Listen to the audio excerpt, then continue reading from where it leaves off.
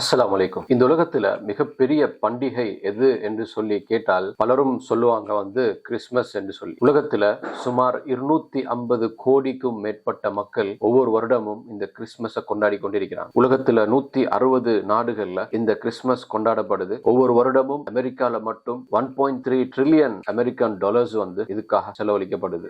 கிறிஸ்மஸுடைய கதை கிறிஸ்துவுக்கு முன், அதாவது 2000 பிசியில இருந்து ஆரம்பமாகுது. கிறிஸ்துவுக்கு முன் 753 பிசியில ரோம் நகரம் அது ஸ்தாபிக்கப்படுது. இன்றிலிருந்து சுமார் 2777 வருடங்களுக்கு முன்னால் அந்த ரோம் நகரம், நாங்க அந்த ரோமாபுரி என்று சொல்லுவோம். இப்ப இன்றைய இத்தாலியுடைய கேபிட்டல் சிட்டி ரோம். குர்ஆன்லயும் இந்த ரோமுடைய பேர்ல சூரத்துர் ரூம் என்று சொல்லி ஒரு தனியான சூரா உண்டே இருக்குது. அப்ப இந்த ரோம்ல ரோமன் எம்பையர் 217 பிசியில இருந்து அவங்க கட்டம் கட்டமாக தங்களுடைய ஆட்சியை ஸ்தாபிக்கிறாங்க. அப்படியே நபி ஈசா அலைஹிஸ்ஸலாம் அவங்க பிறக்கிறதுக்கு 27 வருடங்களுக்கு முன்னால அவங்களுடைய அந்த ரோமன் எம்பையருடைய ஆட்சிக்கு கீழால உலகத்துடைய பெரும் பகுதி, அதுல ஐரோப்பா, அதே போல வெஸ்டர்ன் ஏசியா, நாங்க மிடில் ஈஸ்ட் என்று சொல்லுவோம், அதுல இருக்கிற எல்லா நாடுகள், அதே போல ஆப்பிரிக்காவுடைய அதாவது அதிகமான நாடுகள், இதெல்லாம் அந்த ரோமன் எம்பையருடைய ஆட்சிக்கு கீழால வருது. அப்ப ரோமன் எம்பையர் இது எல்லாத்தையும் உள்ளடக்கின மிக பெரும் ஒரு ஆட்சி உண்ட எம்பையர் உண்ட அவங்க ஸ்தாபிக்கிறாங்க.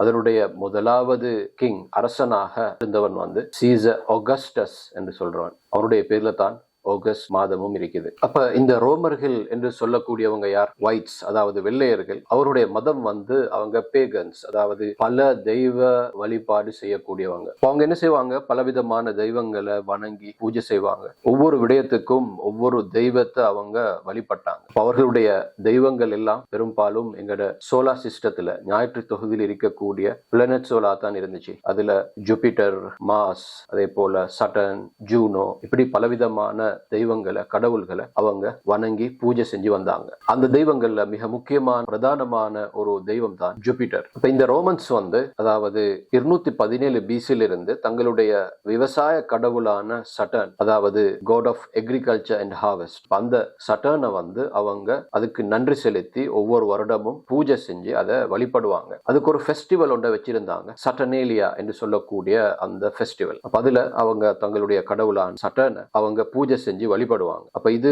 ஒரு ஏன்ஷியன்ட் ரோமன் ஃபெஸ்டிவலாக அந்த காலத்திலிருந்தே அது ரோமர்களால கொண்டாடப்பட்டு வந்த ஒரு ஃபெஸ்டிவல். அப்ப அந்த ஃபெஸ்டிவல் ஒவ்வொரு வருடமும் டிசம்பர் 17 இருந்து டிசம்பர் 25 வரைக்கும் நடக்கும். அதுல அவங்க கிஃப்ட்களை பரிமாறிக்கொள்வாங்க. அவங்களோட வீடுகளை மெழுகுவர்களால அலங்கரிப்பாங்க. அதே போல எஜமானர்கள் அடிமைகளுக்கு பணிவிட செய்வாங்க. இப்படியான பலவிதமான சடங்குகள், சம்பிரதாயங்கள் அவங்களோட இந்த சட்டர்னேலியா என்ற அந்த ஃபெஸ்டிவல்ல நடைமுறையில் இருந்துச்சு. அப்ப இந்த கட்டத்துல ரோமன் எம்பையருடைய ஆட்சிக்கு கீழே பலஸ்தீன்ல அங்க யஹூதி உலமாக்கள், அவங்க நபி மூசா அலைஹிஸ்ஸலாம் அவங்களையும் தௌராத்தையும் பின்பற்றி அந்த வழியில வந்தவங்க. அப்ப இந்த யஹூதி உலமாக்கள் அவர்களுக்கு பெரிய ஒரு செல்வாக்கு அந்த பலஸ்தீன்ல இருந்துச்சு. அப்ப இந்த கட்டத்துல தான் நபி ஈசா அலைஹிஸ்ஸலாம் அவங்க இந்த உலகத்துல பிறக்கிறாங்க. ஒரு அற்புதமாக, ஒரு மொஜிசா ஒரு மிரக்குலஸ் பர்த்தாக இருக்குது அவர்களுடைய பிறப்பு. நபி ஈசா அலைஹிஸ்ஸலாம் அவங்க இந்த உலகத்துல பிறந்து அவங்க சிறு பராயத்திலிருந்து வளரும் பொழுதே அந்த நேரத்துல இருந்த யஹூதி உலமாக்களோடு அவங்க வாக்குவாதப்பட ஆரம்பிக்கிறாங்க. பலவிதமான கேள்விகளை கேட்கிறாங்க.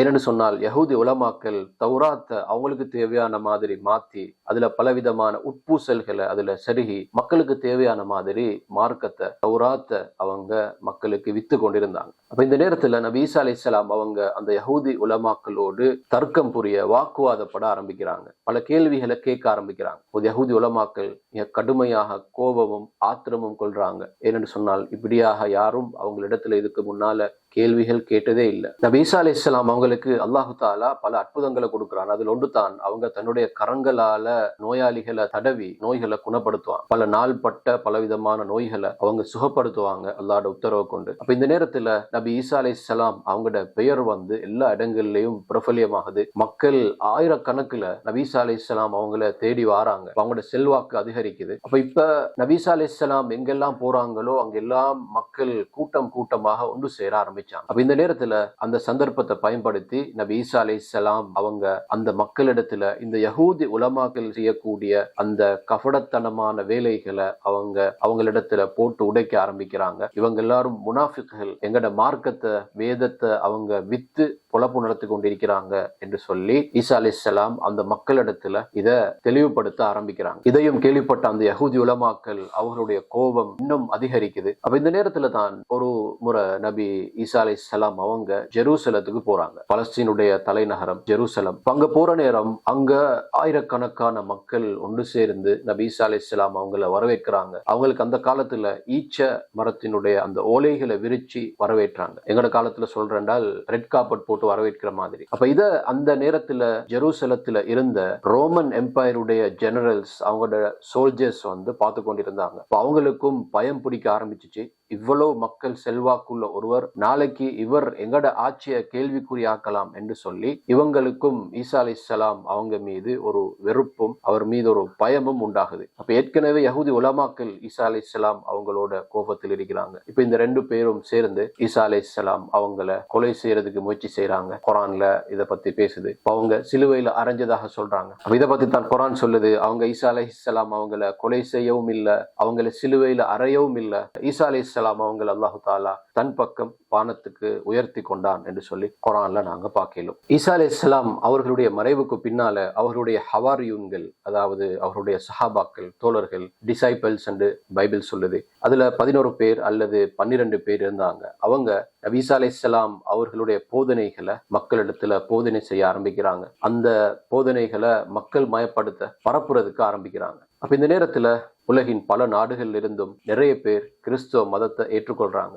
அப்படியாக கிறிஸ்துவ மதத்தை ஏற்றுக்கொண்டு புதிதாக கிறிஸ்துவ மதத்துக்குள்ளால வந்த ஒருவர் தான் செயின்ட் பால் என்று சொல்லக்கூடியவர். அப்ப இந்த செயின்ட் பால் அவர் வந்த பின்னால கிறிஸ்தவ மதத்தினுடைய மத நம்பிக்கைகளை அதை அவர் அப்படியே மாத்துறார். அதுல அவர் போதித்த ஒரு விடயம் தான், நபி ஈசா அலைஹிஸ்ஸலாம் அவர் சாதாரண ஒரு மனிதர் அல்ல, அவர் இறைவனுடைய மகன், இறைவனுடைய குமாரன், சன் ஆஃப் காட். அதே போல அவர் 3 கடவுள்களில் ஒருவர், இப்படி என்று சொல்லி நபி ஈசா அலைஹிஸ்ஸலாம் அவங்களுக்கு தெய்வீகத்தை கிளைம் பண்ண ஆரம்பிக்கிறாங்க. இன்றைக்கும் உலகத்துல 250 கோடி கிறிஸ்டியன்ஸ் இந்த செயின்ட் போலுடைய அந்த மத நம்பிக்கையை தான் அவங்களும் நம்பி ஏற்றிருக்கிறாங்க. அப்ப செயின்ட் போல் வந்த பின்னால அவருடைய ஃபாலோவர்ஸ் சேர்ந்து கிறிஸ்துவ மதத்தை இன்னும் பரப்புறதுக்கு ஆரம்பிக்கிறாங்க. அதிகமான மக்கள் பல நாடுகளில் இருந்தும் கிறிஸ்துவ மதத்தை ஏற்றுக்கொள்றாங்க. அந்த நேரத்தில் இருந்த ரோமன் எம்பையருக்கு இது மிக பெரும் ஒரு சவாலாக மாறுது. என்றால் கிறிஸ்தவ மதம் அது மிக வேகமாக பரவி கொண்டு போகுது. அவர்களுடைய ரோமன் எம்பையருடைய அந்த கடவுள்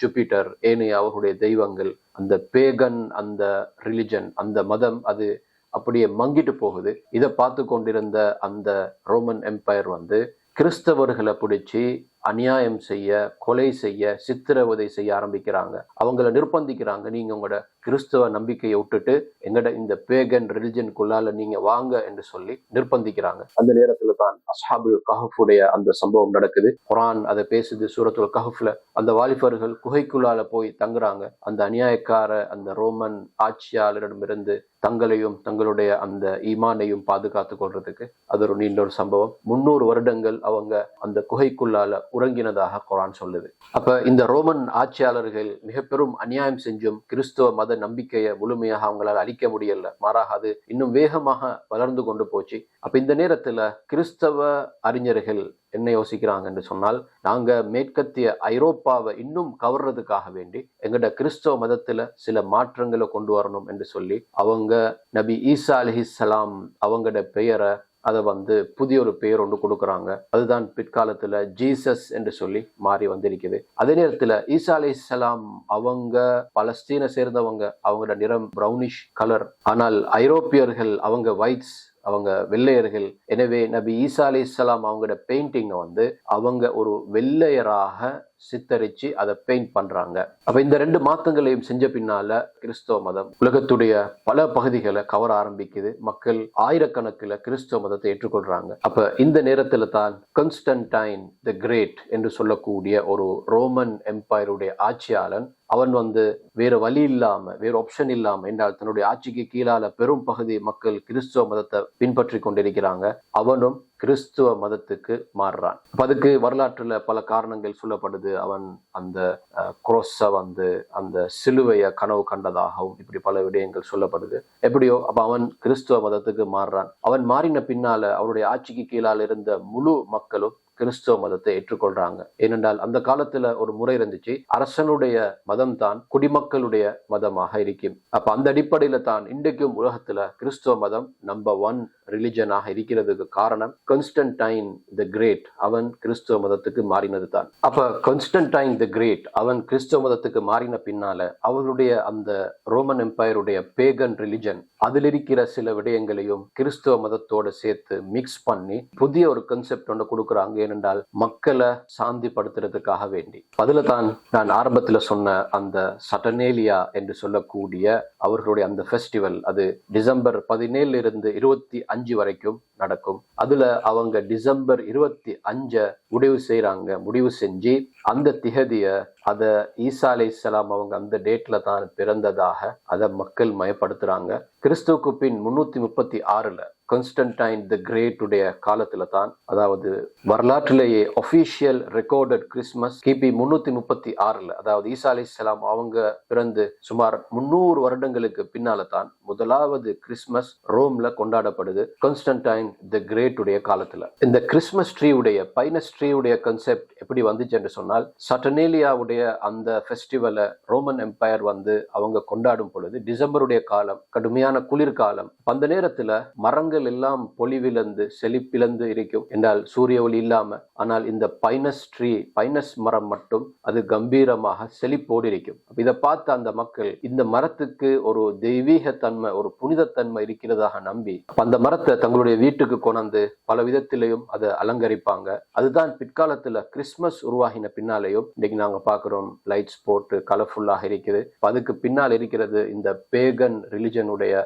சட்டனேலியாவுடைய அந்த ஃபெஸ்டிவல் இருந்து தான் இதுவும் இங்க வந்திருக்குது. அதுக்கு பின்னால காலப்போக்குல மக்கள் போராக தொடங்கினாங்க. கிறிஸ்மஸை வந்து அப்படியே பொடுபோக்கு செய்ய ஆரம்பிச்சாங்க. இந்த நேரத்துல அவங்க கிறிஸ்மஸ்ல பலவிதமான புது புது விடயங்களை எட் பண்றாங்க. அதுல ஒன்று தான் வந்து சென்டா கிளாஸ் உடைய அந்த கான்செப்ட். ஆரம்பத்துல செயின்ட் நிக்கோலஸ் என்று சொல்லக்கூடிய ஒரு கிறிஸ்தவ அறிஞர் இருந்தார். அவர் பச்சை அதே போல நீல நிறத்துல தன்னுடைய அந்த காஸ்டியூம் அவர் அணிஞ்சு கொண்டிருப்பார்.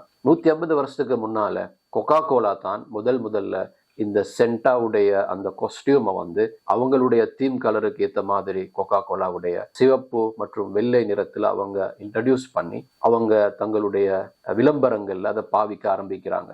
அதிலிருந்து தான் இன்றைக்கும் சென்டா வந்து இந்த அடிப்படையில அது சிவப்பு மற்றும் வெள்ளை நிறத்துல இன்றைக்கு நாங்க பார்த்து கொண்டிருக்கிறோம். இஸ்லாத்தினுடைய பார்வையில நபி ஈசா அலைஹிஸ்ஸலாம் அவங்க எங்களுடைய நபி, உலுல் அஸ்ம் என்று சொல்லக்கூடிய 5 மிக சிரேஷ்டமான நபிமார்கள் ஒருவர். நாங்க முழுமையாக அவங்கள ஈமான் கொண்டிருக்கிறோம். அல்லாஹ்வுடைய நபி, அல்லாஹ்வுடைய தூதர், அல்லாஹ்வுடைய ஒரு அடிமை.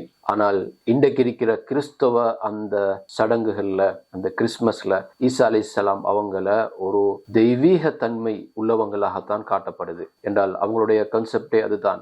எனவே இந்த கிறிஸ்மஸ் சார்ந்த விடயங்கள்ல நாங்க ஈடுபடுறதுக்கு எங்களுக்கு எந்த அனுமதியும் இல்லை. அது மெரி கிறிஸ்மஸ் சொல்றதாக இருந்தாலும் சரி, இதர அந்த சடங்குகள்ல அந்த களியாட்டங்கள்ல ஈடுபடுறதாக இருந்தாலும் சரி, எதுக்குமே இஸ்லாத்தினுடைய பார்வையில இடம் இல்லை என்றது தான் அறிஞர்களுடைய கருத்தாக இருக்குது.